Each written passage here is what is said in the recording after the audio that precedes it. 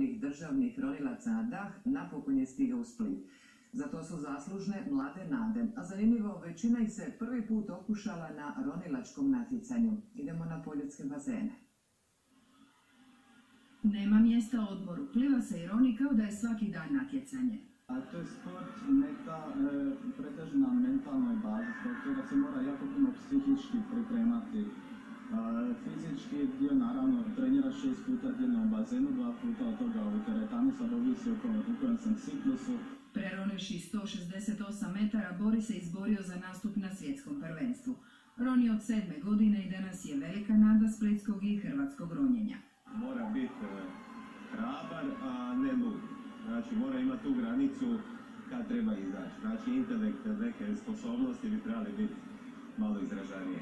Osim toga treba i utrenirati te sve neke aerobne kapacitete, anaerobne koje trebaju da bi oni mogli izvući te neke dužine. Na svjetsko će i bivša plivačica Ivana Ljinović. Čudo od djevojke roni tek pola godine i već je prvakinja Hrvatske. Najbolja sam u disciplini DNS, znači to je dinamika bez kraja, gdje sam ispunila tu normu i natjecala sam se u statici.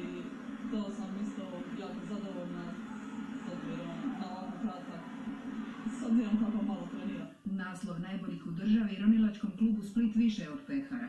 Vjera je to i potvrda da ima budućnosti za ronjenje u Splitu, jer ovaj je klub jedini u gradu sa sportskim apnea programom.